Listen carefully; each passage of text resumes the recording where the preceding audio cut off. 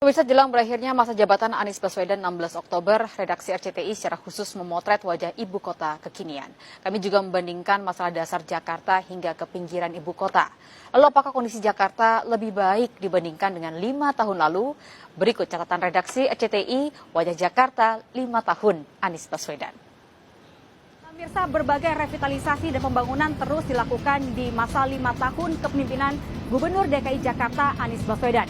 Mulai dari revitalisasi halte, kemudian pembaharuan transportasi publik, bahkan pembangunan sejumlah fasilitas publik terus dilakukan. Lantas apa saja torehan prestasi maupun PR-PR yang belum terselesaikan di masa 5 tahun kepemimpinan Gubernur DKI Jakarta Anies Baswedan? Inilah wajah Jakarta 5 tahun Anies Baswedan.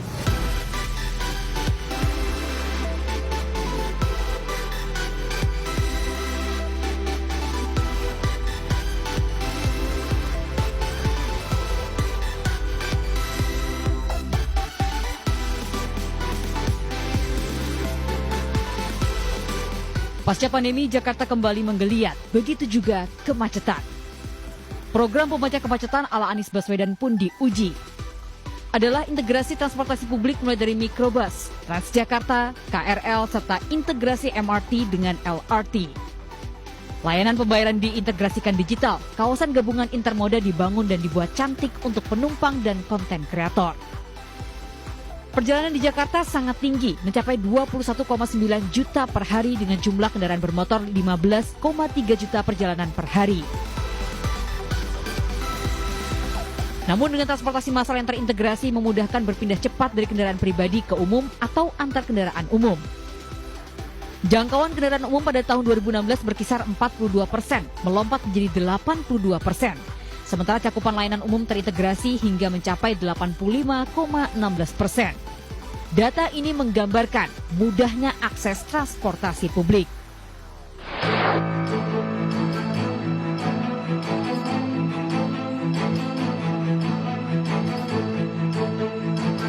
Masalah banjir seperti menjadi kutukan bagi setiap pemenang Pilgub DKI, tak terkecuali Anies Baswedan. Apa saja yang sudah diperbuat oleh Anies untuk menangani masalah dasar yang satu ini?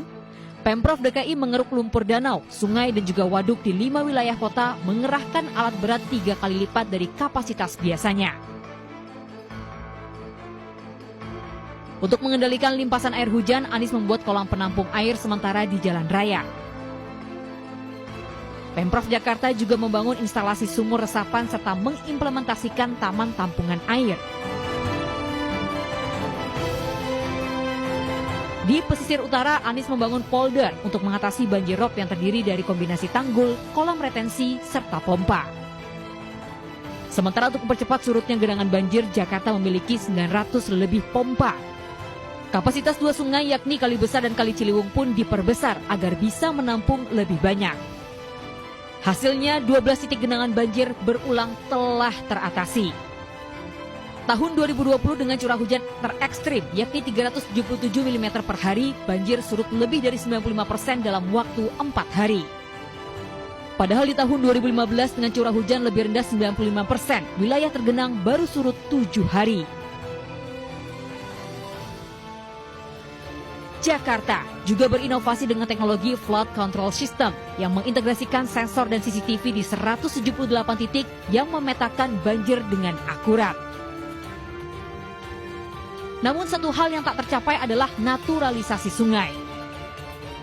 Kendala pembebasan lahan diperparah oleh polemik ide naturalisasi Anies tanpa beton versus ide pusat normalisasi dengan betonisasi alur sungai, meninggalkan warga sepanjang sungai ibu kota terendam hingga masa jabatan Anies berakhir.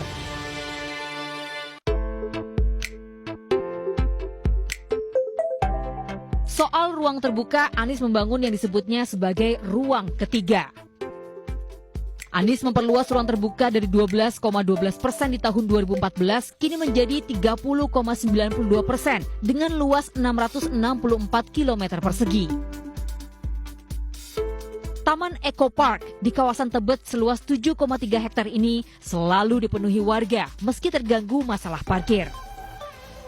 Taman ekowisata dan bermain anak ini menjadi tempat favorit baru warga DKI karena luas dan teduhnya kawasan ini di tengah kepadatan Jakarta.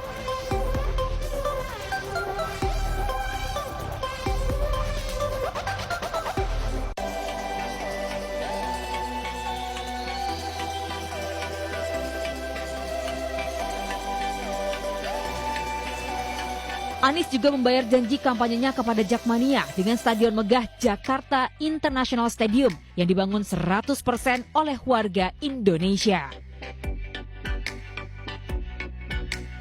Stadion dengan desain modern dan megah ini diklaim menjadi salah satu dari 5 yang terbesar di Asia. Berdiri di atas lahan 22 hektar, JIS mampu menampung 82.000 penonton.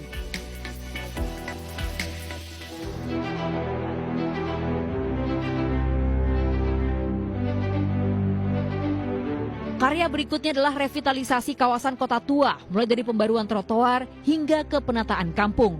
Hasilnya kawasan interaksi warga dengan udara rendah emisi.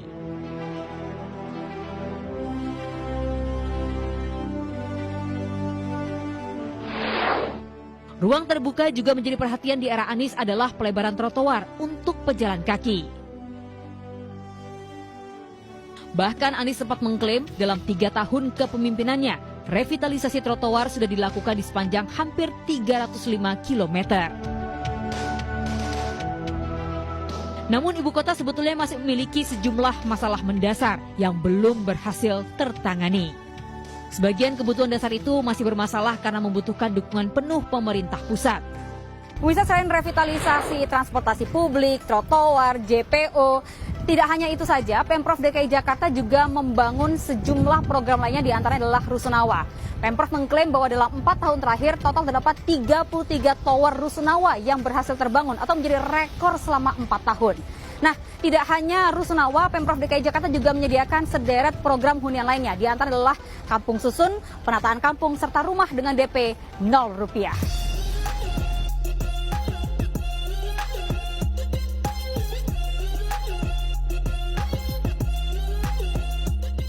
Berbeda dengan Rusunawa, untuk Rusunami, Anies hanya membangun kurang dari 2.322 unit rusun dari target 10.000 unit atau bahkan 23.000 unit saat kampanye.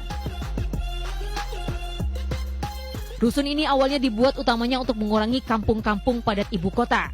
Namun hingga akhir jabatan Anies, program ini tidak disambut pasar sehingga target 10.000 unit rusun berhenti di angka 2.322 unit rusun saja. Masalah lain adalah kualitas udara Jakarta. Polusi udara Jakarta pernah masuk dalam yang terburuk di dunia menurut situs Air Quality Index tanggal 14 hingga 20 Juni 2022. Penyebabnya adalah keberadaan 8 PLTU batubara, 118 fasilitas industri, dan 16 juta kendaraan yang terdiri dari 3 juta mobil serta 13 juta motor. Banyak fasilitas industri yang berasal dari Provinsi Jawa Barat dan Banten yang terbawa polutannya hingga ke langit Jakarta.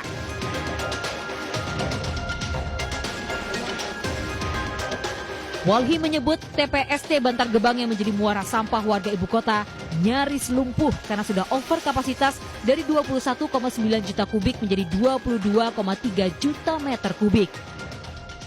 Jumlah sampah harian Jakarta yang mencapai 7.000 ton meningkat menjadi 8.300 ton di tahun 2020 yang menurut Wagub DKI ketinggiannya di Bantar Gebang melebihi tinggi Monas.